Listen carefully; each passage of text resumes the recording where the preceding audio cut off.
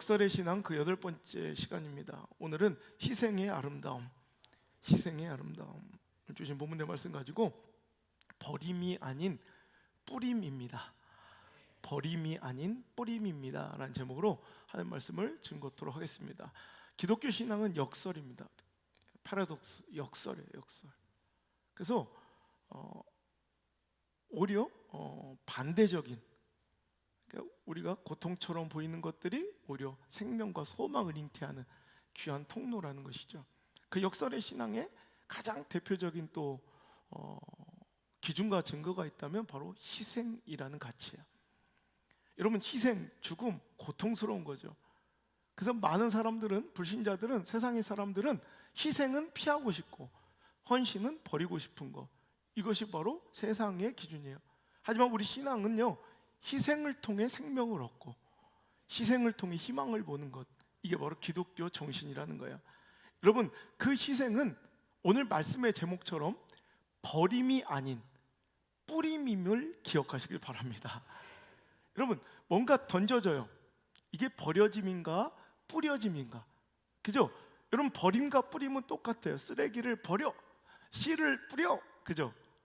버림과 뿌림은 엄연히 뭔가를 땅바닥에 내 던지는 것 같지만 그 결과가 완전히 달라요.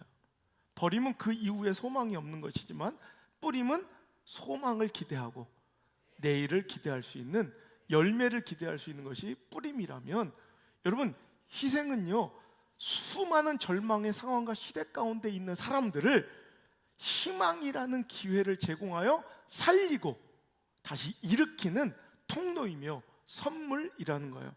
그런 의미에서 희생은 곧 희망이고 희생은 곧 뿌림이지 버림이 아니라는 거죠. 우리 세상에서 쓰는 말 중에 그는 그 위대한 일에 나라를 구하기 위해 자기 목숨을 초계와 같이 버렸다, 물론 무슨 의미인지는 알지만 엄밀히 말하면 그것은 자기 생명과 자기 인생을 버린 게 아니라 뿌린 거예요.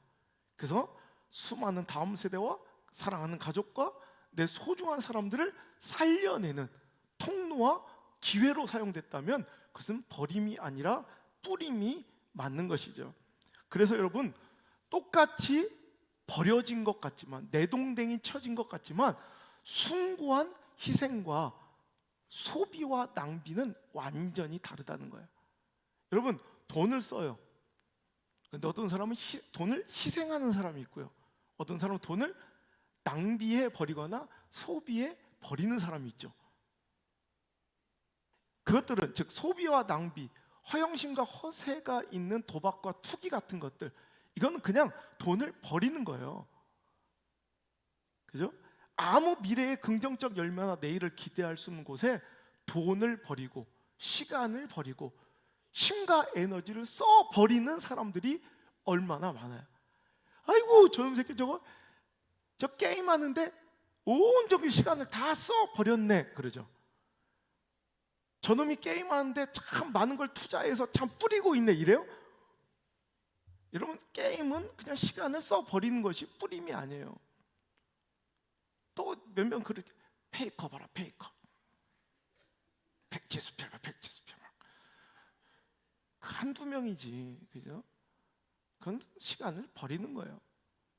어떤 사람은 돈을 백화점에서 써 버렸지, 여러분, 그것이 열매 맺어서 뭔가 새로운 소중한 내일로 돌아오지 않잖아요. 브랜드 명품 살 수도 있어요. 그죠? 그럼 그건 버린 거예요. 버린다고 작정하고 써야 되지 그걸 뿌리는 건 아니라는 거죠. 그런데 여러분, 희생은 소비나 낭비가 아닌 투자 같은 개념이에요. 투자는 기대해요. 그죠? 투기를 구분할 줄 알아야 돼요. 그리고 거룩한 희생, 숭고한 희생과 소비와 낭비를 구별할 줄 알아야 돼요. 여러분, 숭고한 희생은요, 다른 생명의 소망이 되어 결국에 나중에는 우리가 상상할 수도 없는 엄청난 열매들을 품었기에 우리는 그 희생을 버림이 아니라 뿌렸다 그러는 거예요. 씨앗 안에 몇 개의 열매가 있을 줄 우리는 모르는 거예요. 그죠? 이 씨앗 하나는 아무것도 아니지만 이 씨앗을 그냥 쓰레기통에 버리면 끝나요. 아무것도 아니, 버린 씨앗을 기대하는 사람은 없어요. 근데 이 씨앗이 뿌려지면 이제 우리는 내 기대 수준, 내 상상으로는 감히 가늠할 수도 없는 엄청난 열매, 또 그 열매를 통해 또 씨앗이 뿌려져서 나중에 이를 엄청난 농장, 그 엄청난 수확은 우리는 감히 상상할 수도 없어요. 그래서 오늘 우리는 버리는 인생이 아니라 뿌리는 인생을 선택하여 뿌림의 삶을 살아야 할 줄 믿습니다. 이게 오늘 주제예요.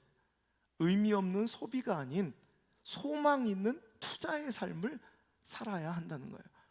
여러분의 돈은, 여러분의 시간은, 여러분의 관계는, 여러분의 힘과 에너지는 소비되고 있는지 아니면 그것이 투자되고 있는지.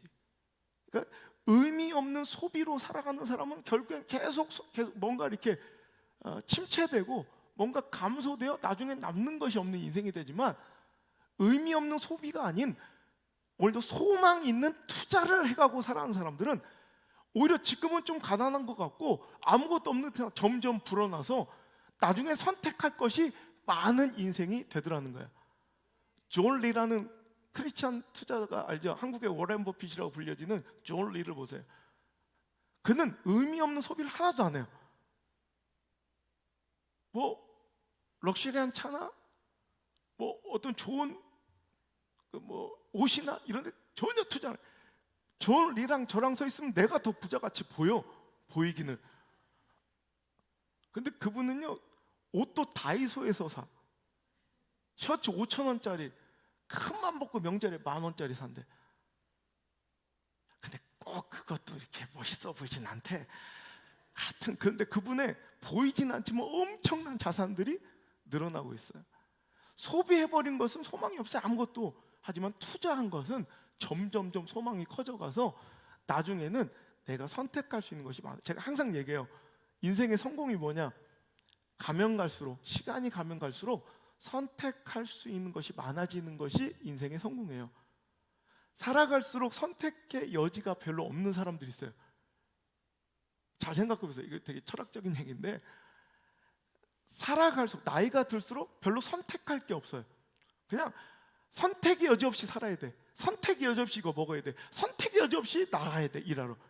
근데 어떤 사람은 시간이 지날수록, 나이가 들수록 선택할 수 있는 것이 굉장히 많아진 인생. 이게 잘 사는 거예요. 여러분, 그런 인생 살려면 뭘 해야 돼? 투자해야 돼요. 소비가 아닌 투자해야 돼요. 버리고 사는 인생이 아닌 뿌리고 사는 사람이 돼야 돼요. 저는 성공을 두 가지로 정해요. 성공은 인간적인 성공을 얘기하는 거예요. 신앙적인 성공은 천국 가는 거고요. 여러분, 세상에서 성공은 시간이 지나 나이가 먹었을 때 주변에 사람이 많은 것, 그리고 사람이 인생이 시간이 지나고 나이가 먹었을 때 선택이 많은 것, 이게 성공이에요. 여러분, 중학교, 초등학교 때는 선택이 굉장히 많아요. 너 꿈이 뭐냐? 그때 내가 지난주에도 하나 상담하니까 어마어마해 막. 그래서 근데 뭘 할 수가 없어요. 왜? 그 아이의 꿈이니까. 그럼 걔한테 물어. 네 엄마는 너는 이렇게 꿈이 많은데, 하고 싶은 게 많은데 네 엄마는 꿈이 뭘 것 같냐 했더니 엄마도 머리를 극적거려. 엄마는 지금 삶 속에서 선택할 수 있는 게 몇 개 없어. 본인도 놀래고 고개를 끄덕거려. 자, 보세요. 시간이 지나서 우리 자녀들이 엄마 아빠 나이가 되었을 때 선택할 수 있는 것이 많아져야 돼요. 할 수 없이 점점점 이렇게만 살아가야 되는 인생이 있어요. 지금 혹시 본인이 그런 인생 살고 있지 않습니까? 그렇다면 무엇인가 분명히 당신은 인생에 재수가 없었고 그때 너무너무 그때 운이 없었고 이렇게 변명하지만, 실은 언젠가 당신은 버리고 살았던 인생을 사는 거예요. 그때 뿌렸어야 돼요. 지금 뿌렸어야 돼. 여러분, 오늘도 그 선택을 여러분 놓치지 말고 소비에 버리는 인생 아니라 숭고한 투자의 희생의 인생을 사시길 바랍니다. 뿌리는 인생, 이것만 잘해도 내일은 더 소망이 있어져요.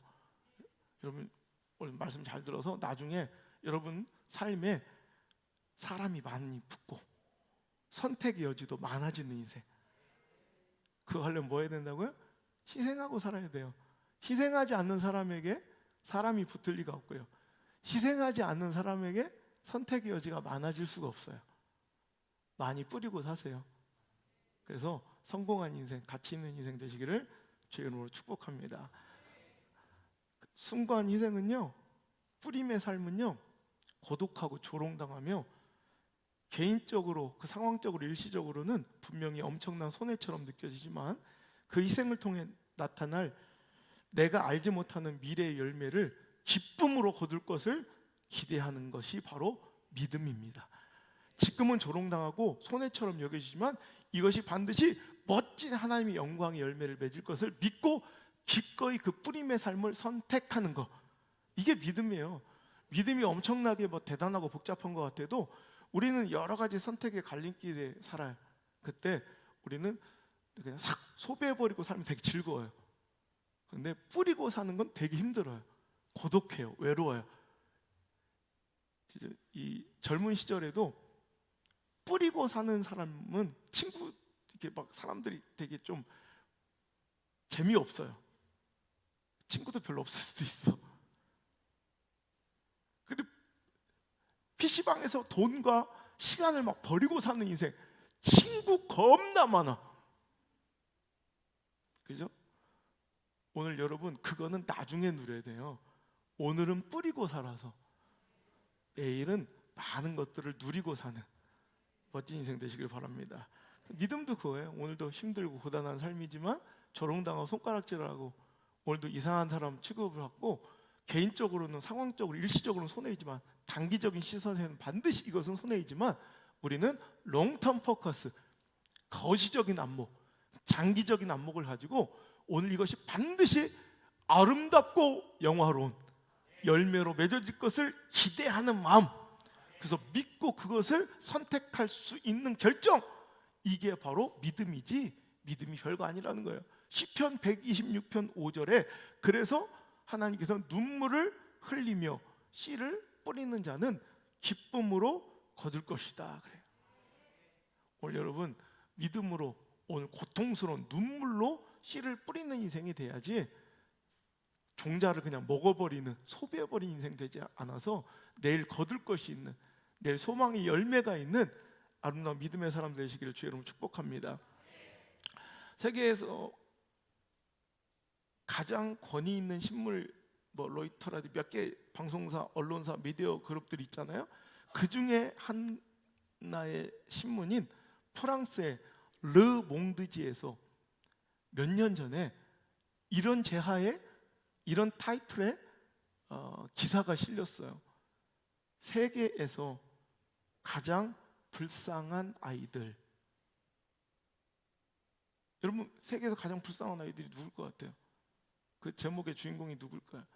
저 소말리아의 가난한, 흙탕물을 먹고 먹을 거 없어서 빼짝 마른 우리 TV 광고에서 오늘 월 10,000원을 빨리 도와달라고 하는 그때 나오는 친구들 같잖아요. 근데 너무나도 놀랄 일은 세계에서 가장 불쌍한 아이들 하고 그 기사의 주인공은 한국의 아이들이라고 나왔어요.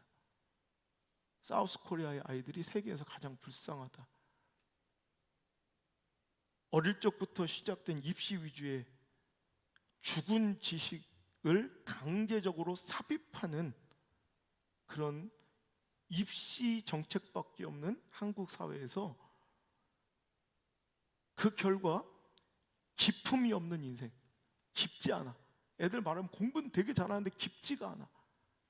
또 심연이 없는 아주 깊은 마음속에 이렇게 현숙함, 마음속에 깊은 철학과 사유의 능력이 없는 애들. 얘기해보면 너무 공부는 잘하는데 얘기해보면 너무 그냥 가벼운 껍데기만 있는 인생. 성적 따는 기술만 익힌 불행한 공부기계들. 이게 한국 아이들이라는 거예요.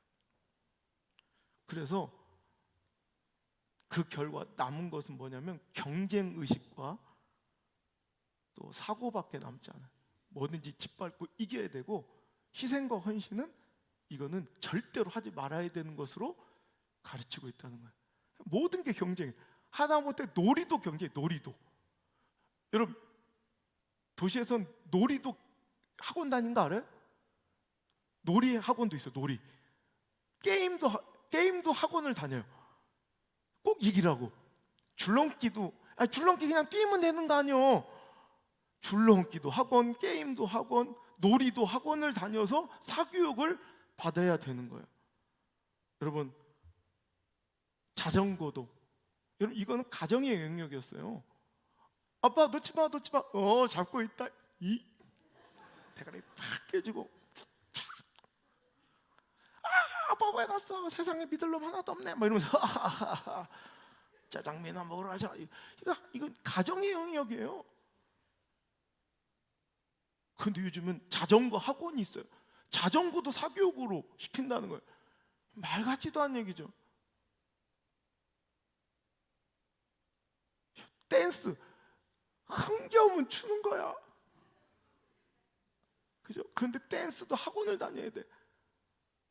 여러분, 이게 뭐든지 경쟁 위주로, 사교육 위주로 이제 흘러버린 아이들이 그냥 자기가 스스로 뭔가 선택하고 결정하지 못하고 깊음과 내면의 심연이 없고 깊은 사유와 철학의 사고의 능력이 없는 얕아빠진 인생, 그런 인생, 희생과 숭고한 헌신을 이해하지 못하고 항상 눈앞에 자기 이익과 필요만 따라 오늘도 살아가는 인생들, 이렇게 만들고 있는 것이 한국 사회의 비운이고 정말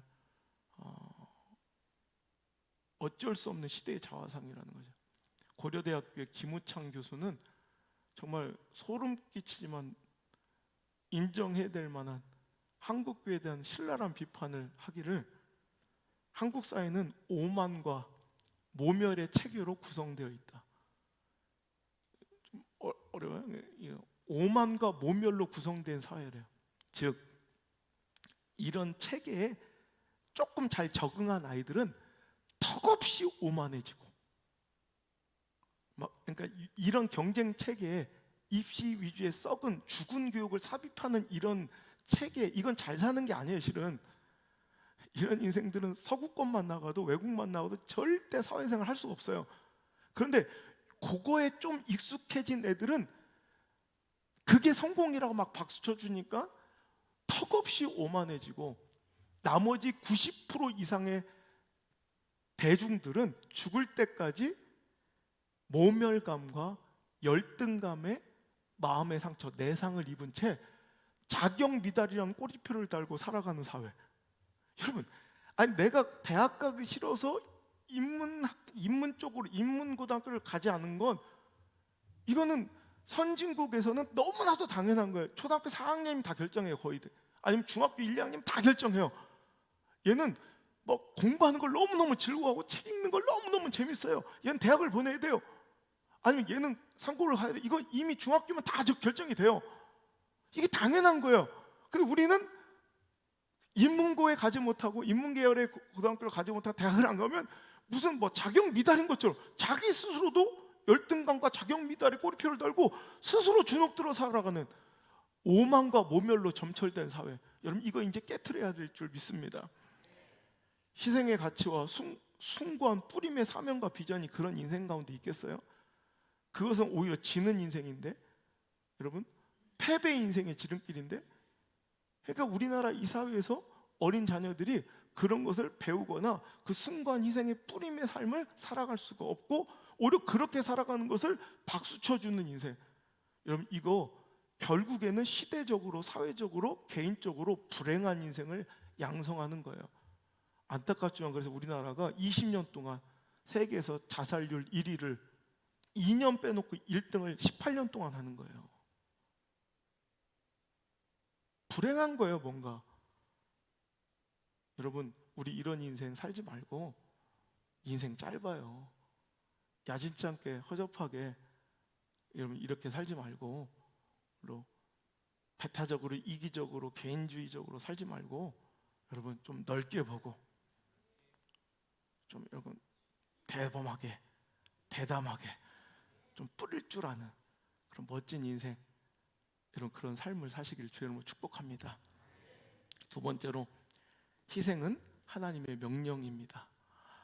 희생은 버림이 아닌 뿌림이었고요, 희생은 하나님의 명령. 이런 삶은 어떤 특별한 스페셜한 어떤 한 사람이 결정하고 선택해야 될 삶이 아니라 이것은 그리스도인이라면, 하나님의 사람이라면 누구나 이런 삶을 살아야 될 하나님의 사명이고 곧 그리스도인들의 의무라는 것 기억하시길 바랍니다. 제가 늘 강조하죠. 그래서 벼룩박에서 맨날 붙여놓는 표, 책 쓸 때마다 기록하는 그 단원, 너는 복이 될지어다. 너는 복의 근원이 될지어다. 할렐루야.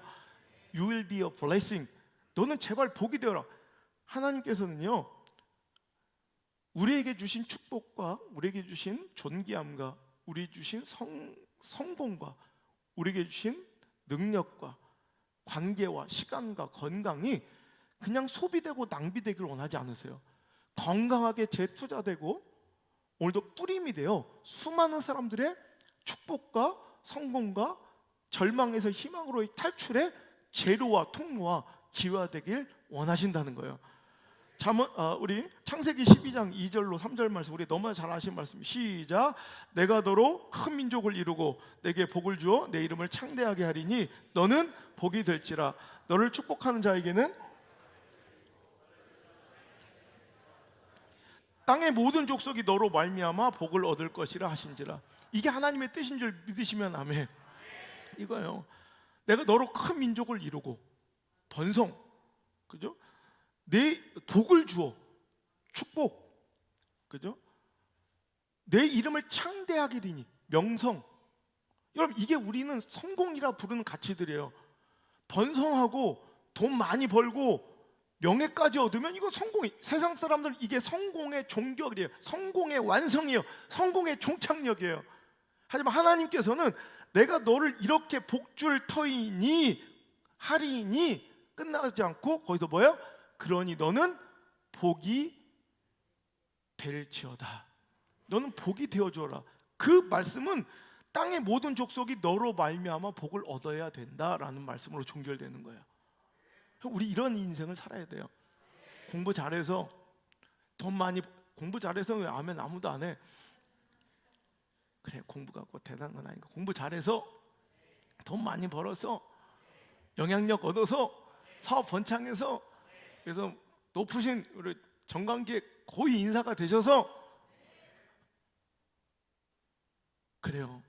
여러분 뭐 시험이나 선출직은 힘들면 영부인이라도 돼서 잘 꼬셔서 하여튼 여러분 하나님 주신 이 복을 가지고 멈추지 말고 쏟아 뿌려야 된다는 거예요. 누군가에게 나의 나눔과 희생 때문에 살아나고 소망을 얻고 다시 일어서고 회복되고 역전되고 영혼의 구원과 생명을 얻는 멋진 도구와 통로가 되는 것, 이것이 바로 하나님의 명령이라는 거죠. 요한복음 12장 24절 우리가 읽은 본문의 말씀에도 내가 진실로 진실로 너에게 이르노니 한 알의 밀이 땅에 떨어져 죽지 아니하면 한 알 그대로 있고 죽으면 많은 열매를 맺느니라. 희생과 죽음은 고통스러운 거잖아요. 피하고 싶잖아요. 그런데도 이것이 진리고 하나님의 창조 섭리고 하나님의 통치 스타일이에요. 죽어라 이거예요. 희생해라 이거예요. 그럼 그것을 통해 이루어질 수많은 열매가 있느니라. 하지만 그 선택을 주저하고 때를 놓쳐서 오늘도 그것이 그냥 뿌림이 되지 못하고 그대로 소비해버리고 그 인생의 기회를 낭비해버리면 그냥 하나 인생으로 끝나버리지만, 그것이 고통스럽지만 뿌림을 당하면, 뿌려지면, 희생하면, 나눠지면, 헌신하면 그 열매를 우리가 알 수가 있어요. 여러분 밀 하나가 떨어져서 이 확장될 그 역사를 우리가 가늠이 날 수 있어요? 어마어마하게 확장될 거 아니에요.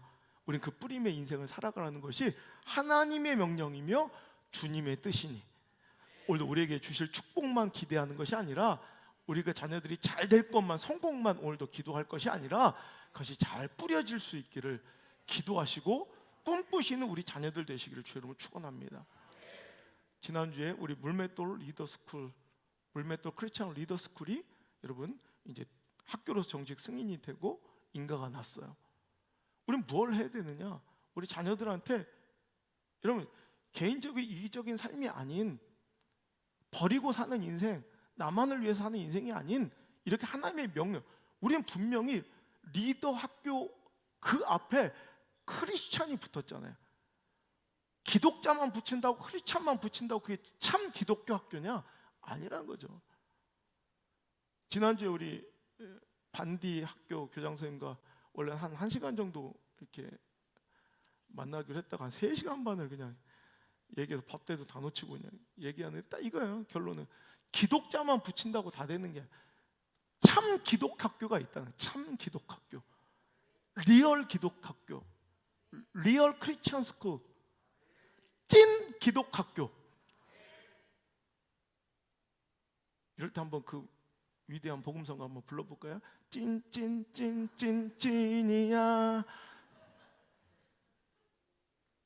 그죠? 그 찐 크리스천 스쿨이 되려면 희생 가르쳐야 돼요. 높아져서 뿌릴 수 있는 인생 되게 가르쳐야 돼요. 그죠?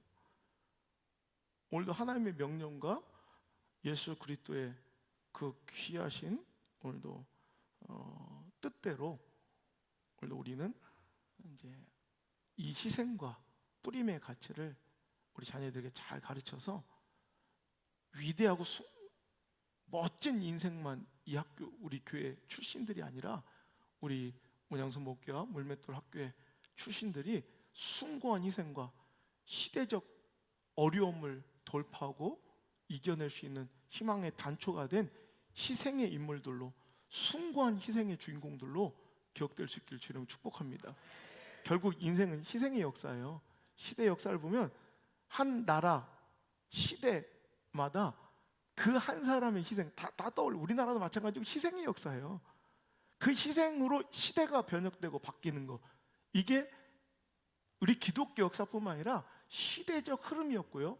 그 숭고한 희생을 우리 역사적으로 끝까지 기억하며 기념하는 거, 그 멋진 이름 되는 거, 절대 죽어서 끝나버린 아무도 모르는 묘비가 아니라 정말 두고두고 수천 년이 지나도 그 이름 잊을 수 없고 세계 가운데 여러분 기억돼야만 하는 이름 되는 거, 이거 결코 이거는 손해나거나 이거는 뭐 실패한 인생이 아닐 거라는 거죠. 여러분, 우리는 모두 다 어떤 희생의 수혜자들이에요.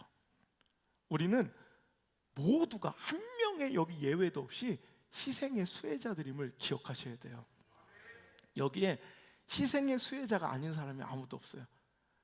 하다못해 우리 조상들의 헌신과 희생, 우리 부모님들의 헌신과 희생, 나라의 국군이 흔들릴 때마다 나섰던 의롭고 순결한 그 희생하는 그 열사들과 의사들과 우리 민족의 영웅들의 희생들, 그 수혜자들이 바로 저와 여러분인 것을 기억하셔야 돼요. 희생은 먼 곳에서 이루어진 특별한 일이 아니라 그 희생의 열매를 따먹고 사는 사람이 바로 나라는 것도 잊지 말아야 돼요. 여러분, 바로 어제도 우리 10.10절이 북한에서는 창군절 뭐 이래서 엄청난 또 군사 퍼레이드와 그런 미친 뭐 군사적 열망을 막 보여주는 끔찍한 모습을 보면서 참 한심하던데, 여러분 우리는 아무리 자유민주 모든 것이 허락되는 이런 시대를 살아도 여러분 이 자유민주 체제의 이 고마움을 잊지 않고 이 풍성함과 자유로움의 가치를 여러분 잊지 않고 살아가는 저 여러분 됐으면 좋겠어요. 6.25가 터졌습니다. 여러분 6.25가 북침입니까? 남침입니까? 여러분 이것도 물어봐야 되는, 정부 관계자들한테 이것도 국정감사장에서 물어봐야 되는 시대가 됐으니 참 허망하고 허탈합니다. 여러분 공산 정권 북한의 남침으로 인해 우리나라가 전쟁의 불길 속에 쑥대밭이 되었습니다. 점점점 우리는 소망을 잃어가고 우리는 거의 다 패망의 거의 턱밑까지 목전까지 이뤘습니다. 이제 요 남문 부산 이 경남 요 일원의 땅만 잃으면 지금 우리가 어떻게 살고 있을까 생각만 해도 아찔하고 끔찍해요. 만약에 그때 밀려서 아무도 도와주지 않아서 우리 그대로 있었으면 우리는 죽는 거예요. 끝난 거예요. 그럼 지금 지금 우리는 오늘 어떻게 살고 있을까요? 생각만 해도 아찔하죠. 그 녀석을 내가 또 이렇게 숭배하며, 우리 안성적으로 저 응원하는 분들 힘들겠다 그래. 박수 치고 있는 분들이 있었어요. 근데 저 응원단이래. 왜냐면 막 박수 치고 있는 그 모습 보면서 너무 불쌍하더라. 예.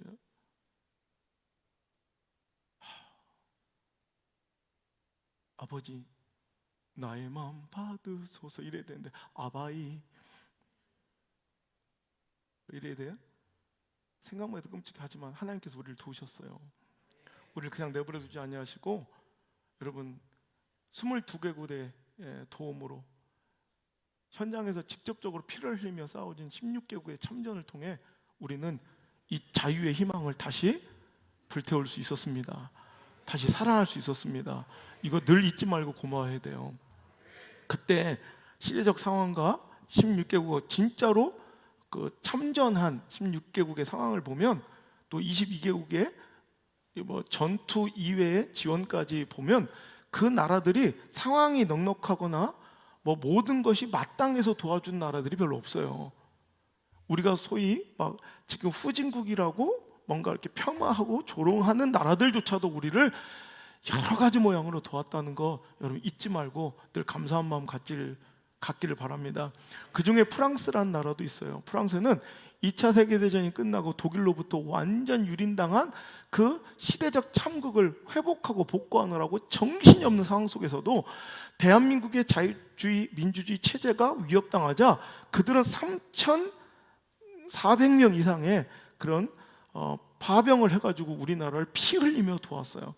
근데 당시에 2차 세계대전 직후에 일어난 발생한 일이기 때문에 우리나라를 위해서 도울 수 있는 파병 군사력이 얼마 되지 않았습니다. 그때 여러분 라울 마그랭 베르네르라는 이 한 중장, 그러니까 수리스타죠. 이 삼성의 수리스타 중장님이 우리나라의 민주주의와 자유주의를 파기하는 공산주의의 침범을 그대로 둘 수 없어 오늘 참전을 결정하는데, 당시에 대규모의 병력을 파병할 수 없었던 거로 그는 현장 진짜 전쟁 경험이 있었던 그런 능숙한 경험 많은 예비역들, 예비군들과 일부 자원한 현역병들로 대대병력을 만들어 자기가 직접 그 대대의 지휘관을 자청하고 한국에 참전을 이제 요청을 해요, 정부에. 근데 국방부 차관이 보기에 이건 너무너무 말이 안 되는 거예요. 쓰리스타 삼성 장군이 대대 병력을 이끄는 대대장이 된다는 건 너무 이건 맞지 않아 허락을 할 수 없다고 그래요. 그러자 이 라울 마그랭 베르느레 중장은 스스로 자기 계급장의 별을 뗍니다. 그리고 중령의 계급장으로 바꿔 달아요. 스스로 5단계의 계급을 강등시키고 대대병력을 이끌고 한국정에 참전해서 목숨을 걸고 싸웠어요. 여러분, 그 중에 가장 유명한 것은 경기도 양평 지역에 있었던 지평리 전투 들어보셨죠? 굉장히 치열했던 그 지평리 전투에서 선봉에서 싸웠던 분이 바로 이 라울 마그랭 베르네르 중장, 그땐 중령님이죠. 중령님. 쓰리스타 중장이 자기 별을 떼고 대대장이 되어 중령이 되어 얼마나 치열하게 싸웠던지. 그때 당시에 지평리 전투는요, 프랑스군은 중공군 3개 사단한테, 3개 사단에게 완전히 포위당해서 꼼짝없이 죽게 된 상황이었는데, 무려 사흘간의 백병전을 통해서 결국 중공군을 격파했고요. 이 지평리 전투는 유엔군이 중공군을 상대로 거둔 첫 번째 승리로 우리 6.25 전쟁 역사에 기록되어 있어요. 이 멋진 전투를 승리로 이끌며 유엔군을 또 프랑스 자기 대대를 이끌며 혁혁한 공과를 세우고 오늘도 우리나라를 지키는데 목숨을 걸었던 이 베르느레 장군, 여러분, 군인에게 있어서 계급이란 때로는 목숨보다도 소중한 그동안의 자신의 인생, 군인 인생의 명예와 또 그동안의 자기의 모든 인생이, 정신이 담겨 있는, 어찌 보면 목숨보다 더 중요한 상징일 수 있는데, 그것을 자기 나라도 아니고 알지도 못하는 이국타양 만리, 여러분, 남의 나라의 위기에, 전쟁에 투입되기 위하여 스스로 별을 뗀다는 것, 계급장을 뜯는다는 것은 쉽게 할 수 없는 결정이라는 거예요. 하지만 이런 숭고한 희생들이 있었기에 오늘 우리가 이 자유를 누리며 이렇게 마음껏 찬양하고 눈물 흘리며 은혜 받는 예배를 드릴 수 있음을 기억하시길 바랍니다. 그래서 얼마 전에 유엔 참전의 날 기념식에서 그런 우리나라 이 민주주의, 자유민주주의는 우리 대한민국이 만들어낸 것이 아니라 대한민국과 함께 우리 16개국의 참전과 22개국의 참전국이 함께 만든 것이다. 여러분, 잊지 않길 바라요. 6.25 전쟁 역사를 이렇게 보면, 그런데 이 유명한, 이 대단한 라울 장군, 라울 마그랭 베르느레의 이름이 찾아볼 수가 없어요. 찾아보기 어렵다는 거예요. 왜 그런가 하니까 그는 자기 계급장을 띠고 6.25 전쟁에 참전할 때 자기 본명을 쓰지 않고 이름도 없이 빛도 없이 랄프 몽클라르라는 2차 세계대전 때 자기가 작전 중에, 전쟁 중에 썼던 그 가명으로 참전했기 때문에 본명조차 잘 기록되어 있지 않아요. 랄프 몽클라르. 맨날 몽클레르만 입지 말고 몽클라르 같은 이런 멋진 희생들을 기억할 수 있는, 우리 희생의 수혜자들이라는 거예요. 여러분, 영화 국제시장을 우리가 봤을 거예요. 국제시장을 보면, 저는 그래서 우리 자녀들 학교 안 보내고, 그때 국제시장에 딱 그 지금은 없어졌대. 그 남포동에 그 극장 있죠. 그 국제시장에 딱 그 배경이 되는 그 무슨 극장이죠? 하여튼 그 극장 가서 제가 직접 봤어요. 애들 학교 안 보내고 그 한 관을 다 전세 내서. 돈 많이 드는 거 아니야? 어차피 가도 아무도 없어요. 그때는 제가 공황장애가 있어서 이게 막 같이 들어가서 보는 걸 잘 힘들어서 그냥 애들 학교를 안 보내고 같이 가. 이건 꼭 봐. 그래서 제가 설명해 주면서, 그때 그 영화관 관계자가 와서 그러더라. 참 너희 아빠는 참 대단한 분이다. 너희 아빠 참 좋으신 분이다. 이러더라. 아이들 내가 다 가르쳐, 그 역사에 대해서 아기 때인데 다 가르치면서, 여러분, 우리나라가 이렇게 풍요함을 얻은 것은, 세계 10대 경제 대국이 된 것은 우리가 잘나고 일부 한 사람이 지도력을 발휘해서가 아니라 그 수많은 우리 아버지, 누군가의 할아버지, 누군가의 아내, 누군가의 형, 그 삶에 무거운 무게를 짊어졌던 그 장남 혹은 여동생, 붕대 공장에 했던 누이, 독일에 파견되었던 광부와 간호사님들, 중동에 파송되었던 건설 현장의 인부들, 생명값으로, 피값으로 베트남전에 파병되었던 월남용사들, 여러분, 이런 분들의 숭고한 희생이 오늘 우리를 10대 경제 대국으로 여러분 만들어준 줄 기억하시길 바라요. 절대 우연은 없습니다. 제가 한번 칼럼을 한번 써서 우리 신문에 또 잡지에 내가 한 대여섯 군데 실렸던 것 같아. 결단코 우연은 없습니다. 어떤 사람의 잘됨과 어떤 사람의 멋진 또 이런 회복의 모습 뒤에는 항상 우연이 아닌 누군가의 숭고한 희생의 피냄새가 묻어 있음을 여러분 꼭 기억하시고, 우리 기억하고 또 나 또한 그 희생의 뿌림을 오늘도 선택할 수 있는 그 믿음의 사람 되기를 기도하시길 바라요. 신앙의 역사도 마찬가지예요. 여러분, 우리나라에 얼마나 많은 순교한 선교사님들이 계십니까? 전 우리 아이들 어렸을 때 제가 많이 갔던 양화진 선교사 묘역이나 광주에 호남신대라고 신학대학교 위에 보면 선교동산이 있어요. 거기 우리 애들 어렸을 때부터 자주 데려갔어요. 그 선교사님들의 묘비 앞에서 우리는 꼭 기도하고, 거기 보면 이름도 없는, 혹은 한두 살밖에, 태어난 해와 죽은 해가 1, 2년 차이밖에 안 되는 어린 아이들의 무덤이 누굴까요? 선교사님들의 자녀들이에요. 누군가는 이 땅에 이 복음의 씨앗을 뿌리기 위하여 자기 그 엘리트적 소망 있는, 사람들에게 칭송받고 돈 많이 벌 수 있는 그런 멋진 인생을 포기하고 희생한 채 이 땅에 자기 인생을 심었고요, 자기 자녀들을 뿌렸다는 거예요.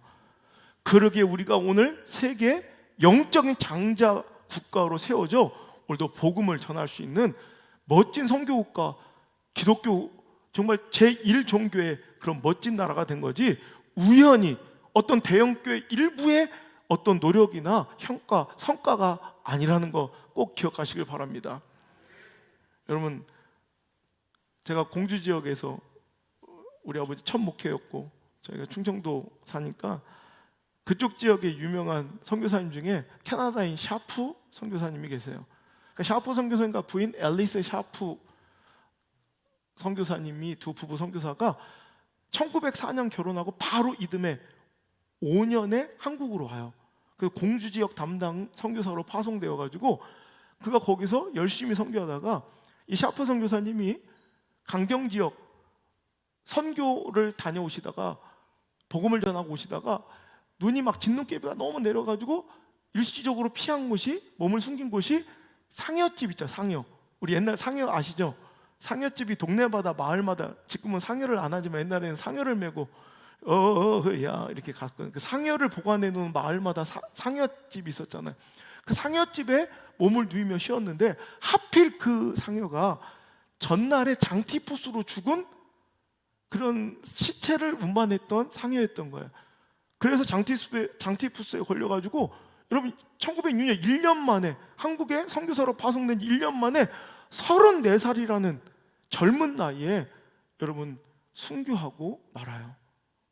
여러분 33살, 34살이면 우리 교회 누굽니까?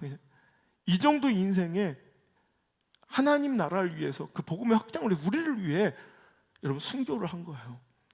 그때 이제 혼자 남은 이 사에리시, 그러니까 샤프 앨리스 선교사님 사모님은 결정합니다. 그래서 홀로 우리 공주 지역에 명선 학당이라는 학교를 세우고요, 30년 넘게 일평생을 우리 여성들과 특히 교육계에 헌신하며 복음을 끝까지 전하게 됩니다. 거기서 멈추지 않고 딸아이 하나를 입양해요. 양녀로 삼아서 명선학교에서 2년을 가르치고 그 유명한 이화학당 3학년이 편입시켜 열심히 나라를 위해 희생하고 멋진 인생이 되라고 가르쳤습니다. 그 여인이 다름 아닌 우리가 잘 알고 있는 유관순 열사가 된 거예요.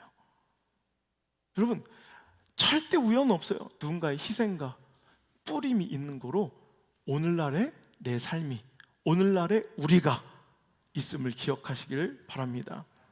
희생의 피뿌림이 있어야, 실은 희생의 피 흘림이 있어야 생명이 있어요.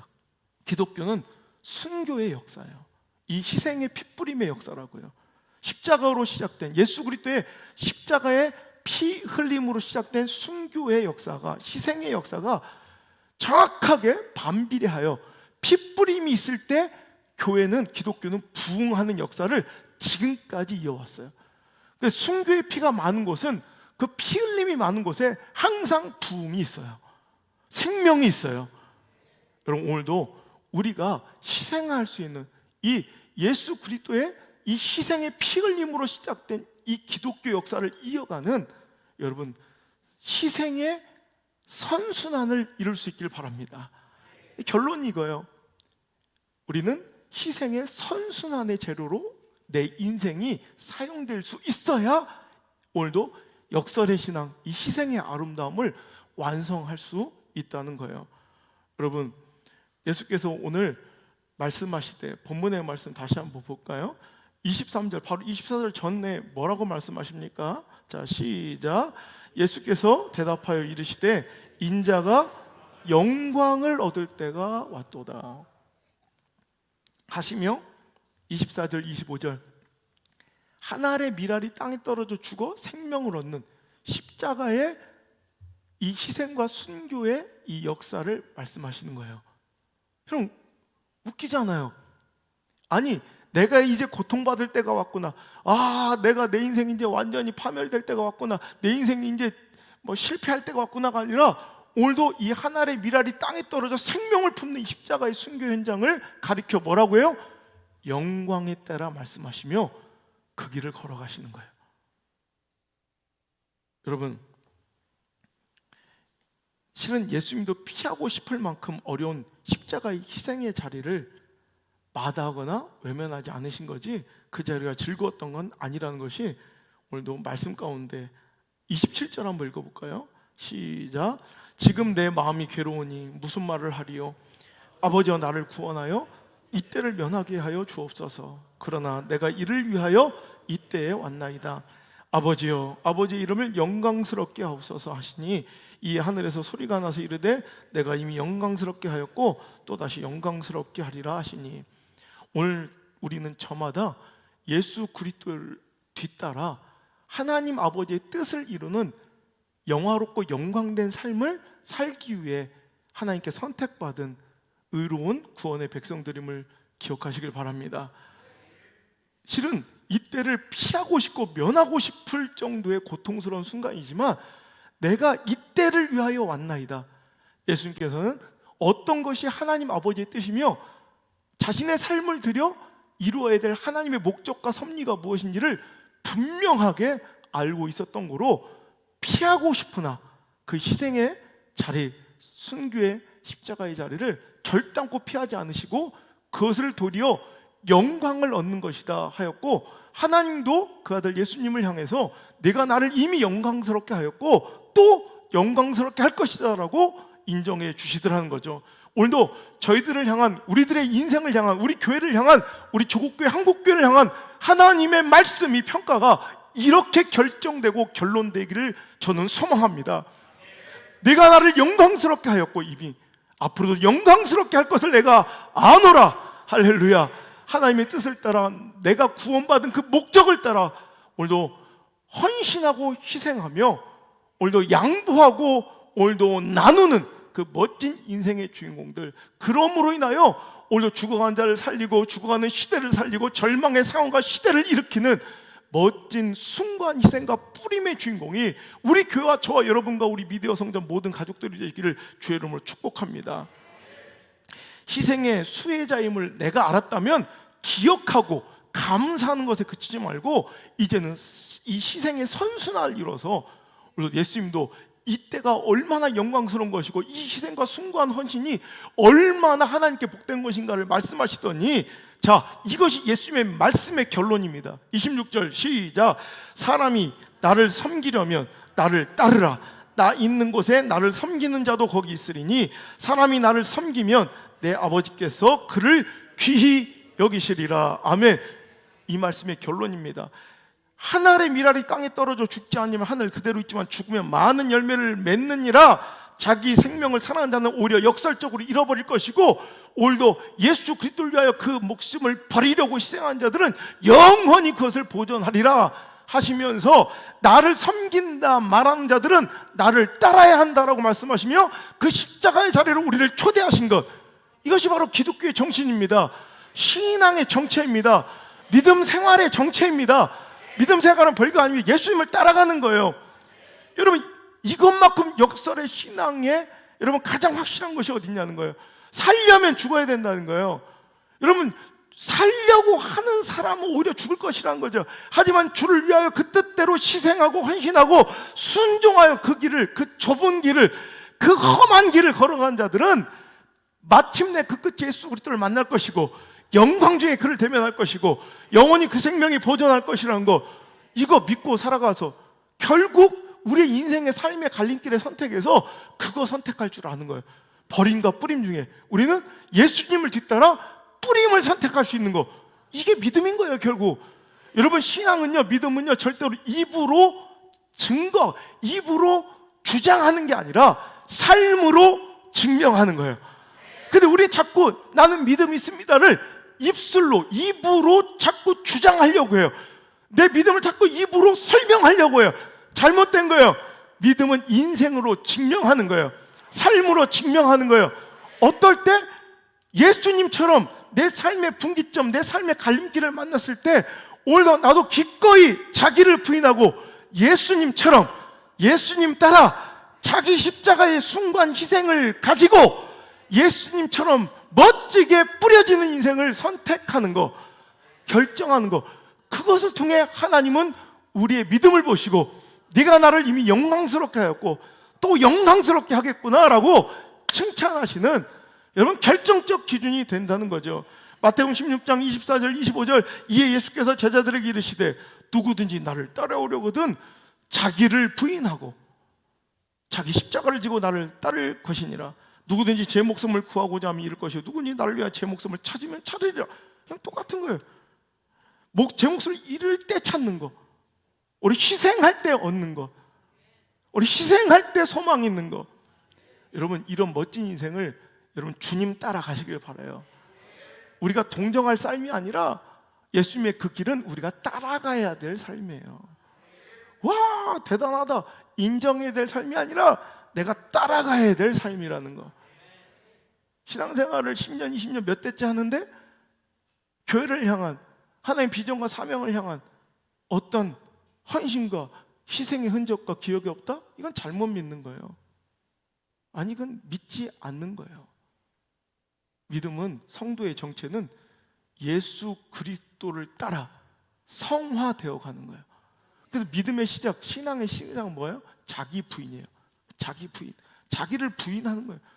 자기 스케줄을 부인하는 거예요. 자기의 유익을 부인하는 거예요. 자기의 이점을 부인하는 거예요. 그럼 자기의 즐거움을 부인하는 거예요. 세상 사람들, 여러분, 불신자, 신앙 없는 사람들은 뭘 따라 살아요? 자기 스케줄 따라 살아요. 자기 욕구를 따라 살아요. 자기 유익을 따라 살아요. 현실적 이익을 위해 살아요. 근데 우린 거꾸로 자기 부인, 내 때를 부정하고 내 이익을 부인하고 어떤 때는 내 관계를 부인하고 내 이점을 부인하고 예수님의 십자가를 기꺼이 함께 지는 거, 그 희생의 자리를 선택할 수 있는 이 멋진 모습이 저는 우리 교회에서 많이, 또 이 말씀을 듣는 우리 성도들 가운데 많이 탄생할 수 있기를 주의 이름으로 축복합니다. 그래서 자기를 부인하지 않고 얻을 수 있는 생명은 없어요. 자기를 부인하지 않고 자기 부인이 없는 부흥은 없어요. 자기 부인이 없는 하나님의 영광은 없다는 거 꼭 기억하시고, 오늘도 자기 부인, 여러분, 하나님 기회를 반드시 주실 거예요. 주실 거예요. 주실 거예요. 주실 거예요. 자기 부인의 기회에서 자기를 한번 부인하시고, 어찌 보면 그 역사예요. 교회 부흥과 하나님 쓰시는 사람들 보면 자기 부인의 역사와 흔적들을 부흥의 열매로 따먹는 거, 생명의 열매로 따먹는 거, 하나님의 영화론과 영광의 열매로 다시 바꾸는 거, 이게 기독교 역사고 믿음의 역사고 내 인생의 역사예요. 이것 없는 인생 살지 마시고 항상 자기 부인의 기회를 오늘도 잘 붙드시는 저 여러분 되시길 바랍니다.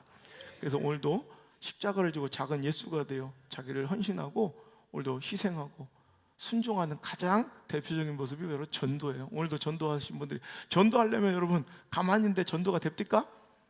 겁나 희생해야 되지. 여러분, 이게 하나님의 섭리예요. 그냥 생명 주지 않아요. 자기 부인과 십자가의 희생, 순간 희생을 통해서만 열매를 주세요. 우리 주부들, 우리 교회 지금 임신한 우리 임산부들이 너무 많아요. 이름 짓는 것 때문에 머리통이 뽀개질 것 같아요. 하나님은 즉각적으로 주지 않아요. 생명을 주실 때는 반드시 인내의 수고와, 지난주죠, 그죠? 또 순간 희생을 통해서만 생명을 주세요. 이게 하나님의 법칙이에요, 법칙. 그래서 여러분, 우리 어머니들은 다 자기 생명을 한 번씩 희생하신 분들이에요. 아기를 가질 때 착상되는 과정에서, 배란의 과정에서는 자기 면역력을 스스로 부인해요. 몸이 면역력을 강화하는 게 아니라 자기 면역력을 스스로 죽여요. 그래서 아무것도 아닌 식중독균에도 산모들은 죽어요. 임산부들은 죽을 수 있어요. 왜? 자기 명령을 스스로 떨어뜨려서 뭘 얻는 거예요? 내 아기씨가 잘 착상되도록 돕는 거예요. 그러니까 어찌 보면 이 아기씨도 외부에서 침입한 이물질이잖아요. 내 몸이 인식할 때는. 그러니까 그것이 잘 착상될 수 있도록 내 면역을 순간적으로 다 떨어뜨려요. 무방비로 받는 거예요. 생명을 받는 대신 나는 죽음을 선택하는 거예요. 우리 위대한 어머니들께 큰 박수 한번 보냅시다. 니들이 그렇게 태어난 애들이야. 엄마가 생명을 버리고 그렇게 나를 만든 거야. 그러니까 함부로 살아갈 인생이 아니라는 거지. 그렇게 허접하게 낭비하고 소비하고 살아갈 인생들이 아니라는 거지. 전도는 어떻습니까? 영혼의 생명을 얻는 작업도 똑같아요. 마치 임산부 산모처럼 내 모든 것을 다 내려놔야 돼. 자기 때도 없어. 부르면 가야 돼. 자기 취향도 없어. 그냥 원하는 대로 그냥 다 맞춰. 여러분 보세요. 내가 미용사들 전도 내가 몇 명 했죠.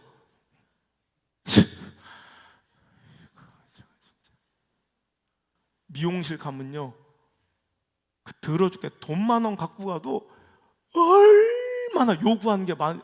난 우리 미용사 집사님들한테, 권사님들한테 진짜 대단하다고 그래. 난 다른 건 몰라. 난 미용사는 못 하겠어. 그 돈 몇천 원 갖고 와서 그 돈 몇만 원 그 빠마 지지는 할머니들 봐봐. 요구가 얼마나 많은지. 김태희처럼 해달래. 아니 박정숙 씨가 하나님이요? 그건 창조에 가까운 거예요. 그건 미용실에서 할 게 아니라 창세기에서 이루어질 수 있는 일이에요. 자꾸 연예인들 사진 갖고 와서 돈 10,000원 갖고 와서 얼마나 요구가 많은지. 여러분 돈 10,000원만 갖고 가고 돈 30,000원만 갖고 가도 여러분 얼마나 주장할 수 있는 데가 바로 미용실이에요. 오늘 밤 하셨네. 가봤죠? 얼마나 주장해요. 저번에 금방 풀리대. 확실하게 좀 말아봐. 주님 다시 오실 때까지 안 풀리게 막 이런. 가끔씩은 풀려야 미용사도 먹고 살지. 그 어찌 안 풀릴 수 있겠냐. 시간 되면 때 되면 풀어야지. 여러분 30,000원 50,000원 주고 가서 얼마나. 그러니까 내가 갑이에요. 갑질하는 거야. 가서 10,000원 주고 50,000원 주고. 근데 여러분 내가 분명히 미용사와 머리 자르는 이 빠마 하는 이 누가 갑이에요? 손님이 갑이지 당연히. 자 그런데 자 갑자기 이렇게 빠마를 막 말고 있어. 시간이 많이 지나잖아. 근데 자기야 교회 다녀? 이 순간 누가 갑이 돼? 갑자기 이제 미용사가 갑이 돼. 안 나는데요? 그래 우리 교회 한번 나와볼래? 그 다음부터 나의 취향을 부인하고 나의 스타일을 부인하고 내가 이 문을 들어설 때 나의 계획을 부인한 채 머리통은 내 모가지에 붙어있을 뿐 이제부터 내 머리통은 내 것이 아니라 그분의 소유야. 그분이 어떻게 만지시든 그분이 어떻게 다루시든 나는 그냥 내어 맡기는 거예요. 자기를 부인하고. 아직도 그날이 기억나요. 내가 개척해서 저는 17살 때부터 단 한 번도 구렛나루를 밀어본 적이 없어요. 이건 저에게는 생명선이에요. 저의 자존심이고 저의 계급장 같은 거예요. 박정숙 미용실 제가 개척하고 그분을 꼬시러 1년여를 그 미용실에 갈 때마다 항상 부탁을 합니다. 원장님 요거는 라인만 쳐주시고 요거는 남겨주세요. 알았어. 보재기를 설명도 안 끝났는데 보재기로 저를 완전히 포박해버려서. 그리고 저는 안경을 벗는 순간 아무것도 안 보여. 끼케야 남자 머리 15분입니다 내 머리에만 집중해 주시면 좋겠는데 저분은 뭘 그렇게 한이 많은지 그때마다 항상 뭐를 욕을 합니다. 누구 욕하고 막 집안 누구 어르신 욕하고 막 누구 어떤 지난번에 왔던 손님 욕하고 막 갔다가 막 대통령 욕하고 막 그래. 이성을 잃어가는 게 보여. 좀만 진정해 주세요. 근데 아니나 다를까 막 욕하다가 자기도 흥분해서 여기 이미 여기까지 밀어놓은 거예요. 내가 밀지 말랬잖아요. 그럼 아니 그럼 또 자기가 실수한 거를 표시 안 내려고 여기도 밀어버려요. 제가 왜 17살 때부터 구렛나루를 안 밀었는지 알아요? 제 별명이 도토리였어요. 여기를 미는 순간 난 꼭 도토리같이 두상이 생겨서 여기를 밀면 안 돼 나는. 그때 나 진짜 내가 나이 30 먹고 울어보긴 처음이네. 그때 울며 집으로 들어오는 순간 갑자기 우리 집사람이 제 모습을 보더니 하더니 막 웃으면 안 된다는 걸 본능적으로 자기가 알면서도 팍 터친 거예요. 그래서 막 드립다 싸우고 집사람이 매직으로 이렇게 그려주고 그리고 바로 수요일 예배 때 지금은 이제 우리 교회 안 다니시는데 우리 교회 다니던 한 집사님이 나이가 많으신 분인데 우리 전도사님을 어떤 것이 이렇게 해놨냐고 그래서 막 그 미용실에 찾아가서 한번 싸웠다는 얘기가 있어요.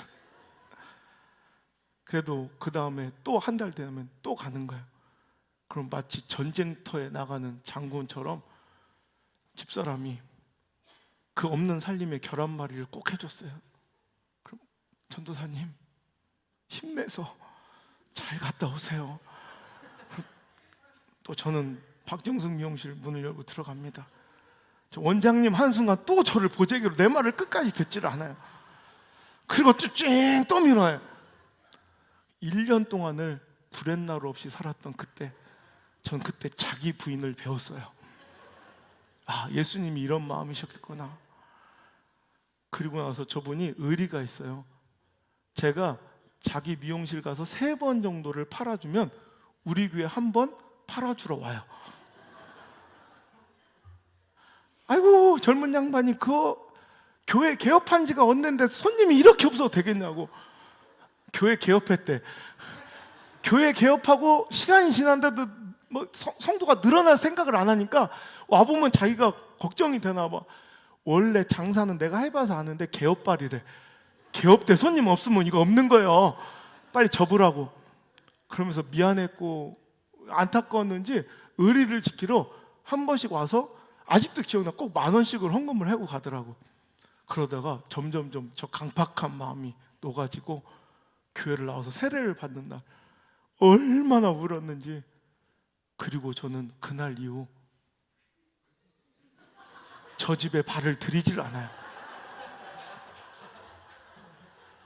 저는 신념이 있어요. 잡은 고기에게는 떡밥을 주지 않는다. 막 몰아치는 거야. 어떻게 하면 그 구렛나루의 수욕을 갚을 수 있을까? 이렇게 평생 갚아가며 살 거야. 그리고 또 다음 미용실을 찾아가서 얻은 게 우리 영자 집사님이고 계속 여러분 그런 거예요. 전도는 한마디로 제가 정의합니다. 충분히 갑으로 살아도 될 사람들이 스스로 을의 자리를 자처하는 것, 이 희생이 바로 전도예요. 그것이 하나님의 기쁨이고 하나님의 영광이며 예수님이 걸어가셨던 길이고 예수님이 따라오라 하는 길임을 우리 기억하고 우리 그 길을 끝까지 걸어갈 수 있는 우리 Keep Going 믿음의 용사들이 됩시다. 제가 영상 하나를 보여드리고 싶은데요. 이 영상 통해서 우리 마지막 하나님의 우리를 향한 소원을 보고 이 말씀을 마치도록 하겠습니다. 제가 설명 없이 바로 영상을 보여드릴게요.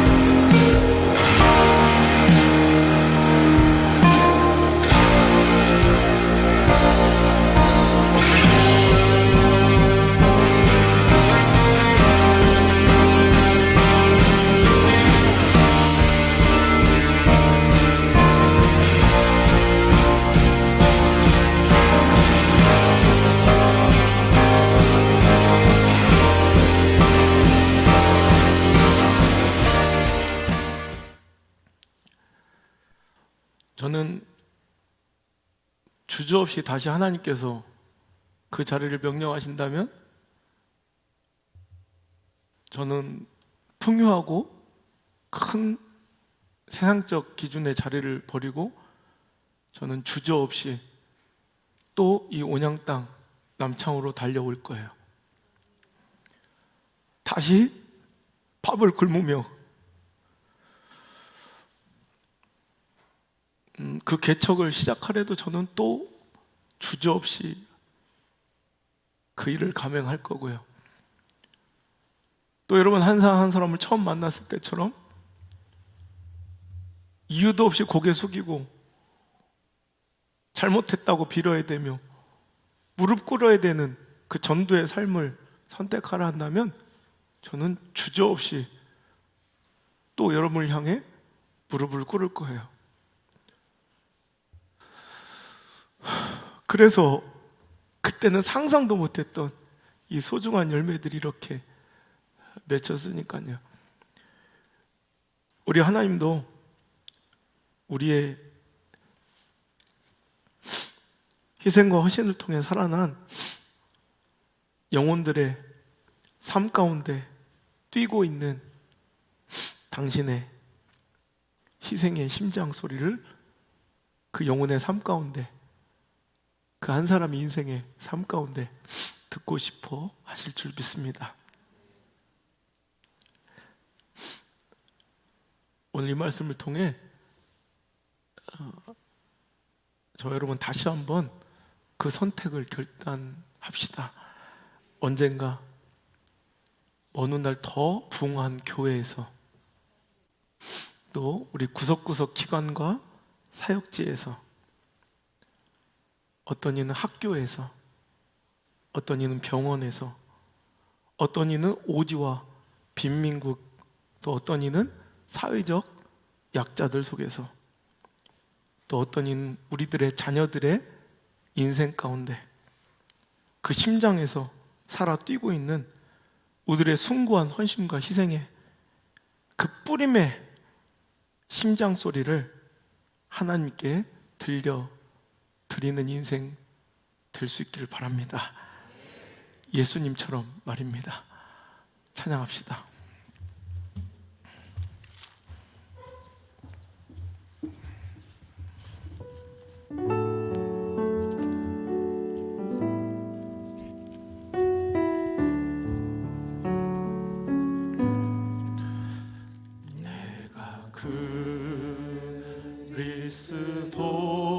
그리스도와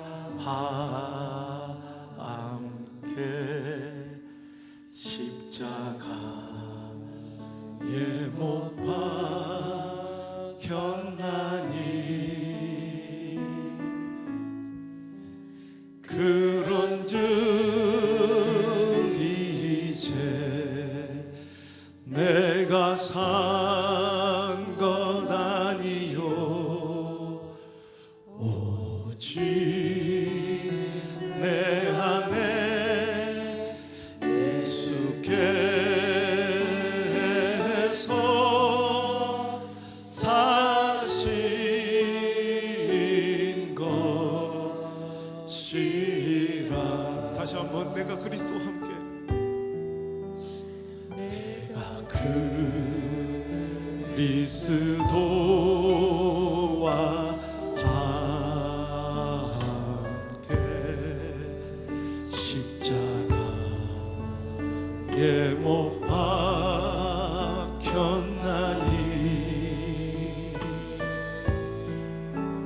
그런즉 이제 내가 산 것 아니요 오직 내 안에 예수께서 사신 것이라.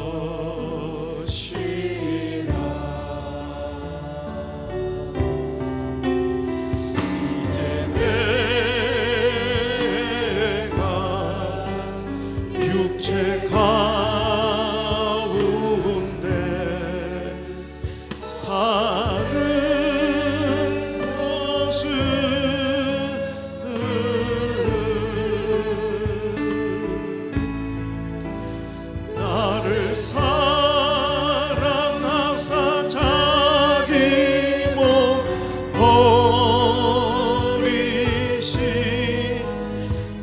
예수 위에 산 것이요. 이제 내가 육체 가운데 이제 내가 육체 가운데 사는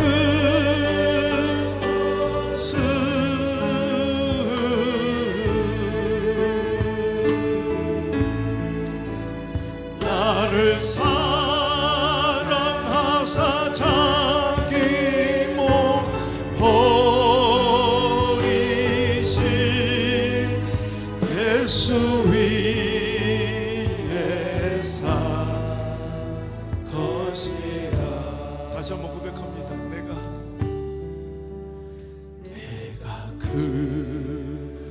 그리스도와 함께 십자가에 못 박혔나니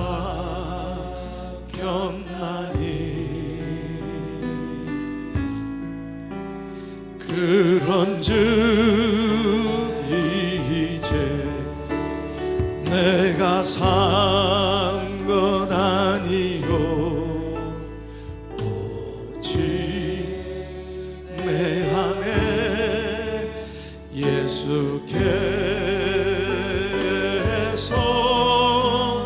사신 것이라. 이제 내 육체 가운데 사는 것은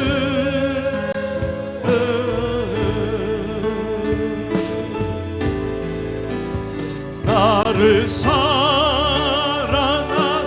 자기 몸 버리신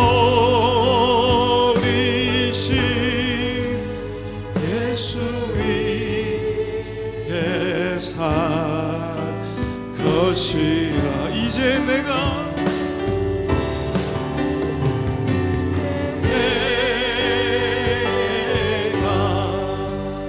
육체 가운데 사는 것은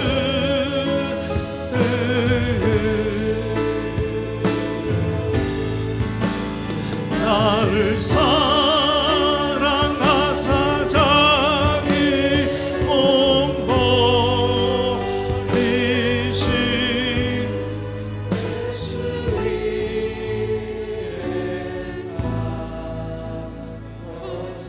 나를 지으신 이가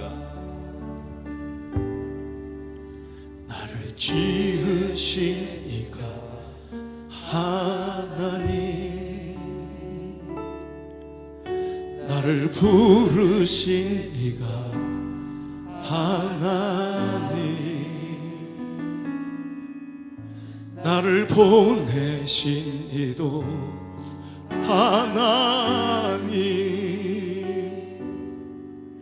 나의 나 된 것은 다 하나님 은혜라. 나의 달려갈 길 다 가도록 나의 마지막 호흡 다 하도록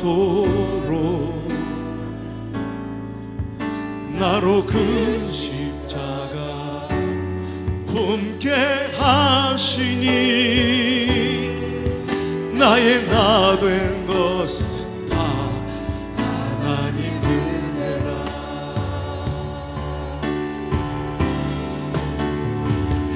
한량없는 은혜 갚을 길 없는 은혜 내 삶을 애워싸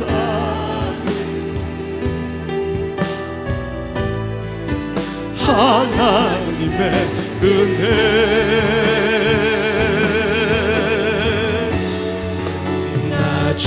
주저함 없이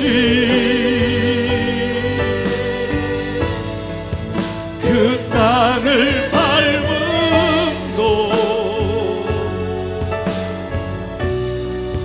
나를 붙드시는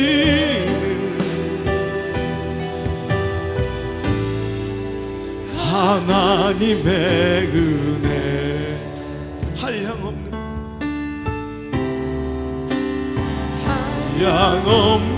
은혜 갚을 길 없는 은혜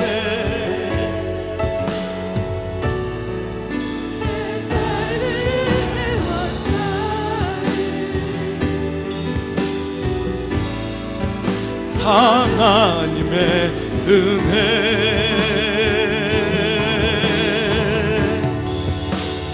나 주저함 없이 그 땅을 밟음도 나를 붙드시는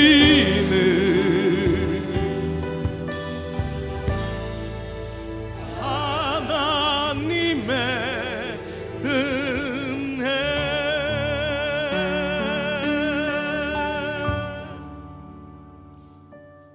나를 지으신 이가 하나님 나를 부르신 이가 하나님 나를 보내신 이도 하나님 나의 나 된 것은 다 그분의 은혜라 하나님, 결단코 우연이 없음을 알았습니다. 우리가 숭고한 예수 그리스도의 십자가의 희생, 믿음의 선배님들의 그 고결한 순교와 피 흘림의 희생을 통해 수많은 역사의 위대한 인생들의 그 거룩한 희생을 통해 오늘의 나를 살아가고 있음을 알았습니다. 기억하게 하시고 감사하게 하시고 더 나아가 그 멋진 희생의 숭고한 뿌림의 인생을 멋지게 선순환시킬 수 있는 재료가 될 수 있도록 우리의 인생을 붙들어 주옵소서. 언젠가 하나님, 희생이 필요한 곳에 마땅히 내가 희생함으로 우리 교회에서 희생이 필요한 기관과 사역의 현장에서 희생이 필요한 전도의 자리에서 희생이 필요한 학교에서 희생이 필요한 병원에서 오지와 빈민국 선교지에서 사회적 약자들의 그 미답지 속에서 우리 자녀들의 인생의 삶 가운데 주님께서 그렇게 듣고 싶어 하시는 우리들이 살아 뛰는 희생의 뿌림의 심장 소리를 주님께 들려드리게 하옵소서. 이제는 그 멋진 십자가의 희생의 길을 영광이라 부르시며 그 길을 우리보다 먼저 걸어가셨고 이제 말씀을 통해 우리를 뒤돌아보시며 나를 섬기는 자는 나를 따르라 하시며 누구든지 나를 따르고자 하는 자는 자기를 부인하고 자기 십자가를 지고 나를 따라야 할 것이니라 명령하시는 예수님의 은혜와 너는 복이 될지어다 하시며 우리의 복을 세상 가운데 나누길 원하시는 하나님 아버지의 사랑과 나의 달려갈 그 길을 십자가의 그 희생의 길을 홀로 버려두지 아니하시고 도우시고 지키시며 함께 하시는 성령님의 그 따뜻한 손길이 오늘 이제 희생의 아름다움을 배우고 버림이 아닌 뿌림의 삶을 선택하여 걸어가는 위대한 성도들의 발걸음 위에 머리 위에 가정 위에 자녀들의 인생과 그 발걸음마다 이제부터 떠나가지 마시고 1초도 떠나지 마시고 1분도 떠나가지 마시고 영원토록 함께 머무시기를 간절히 축원하옵나이다. 아멘.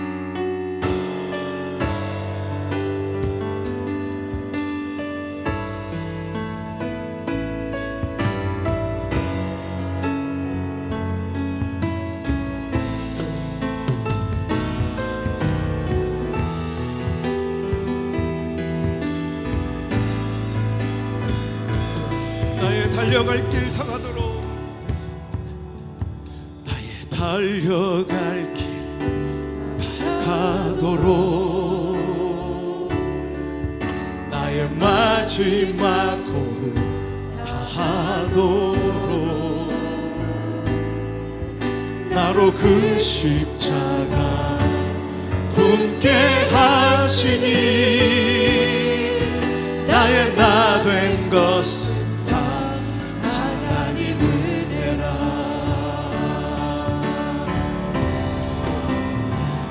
한량없는 은혜,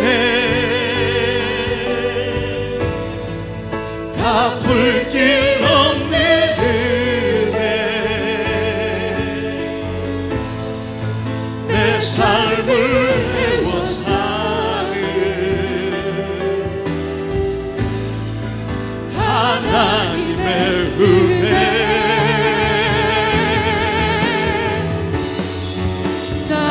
주저함 없이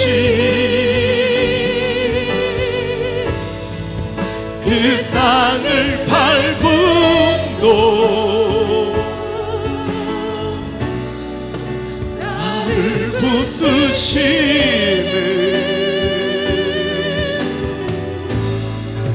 하나님의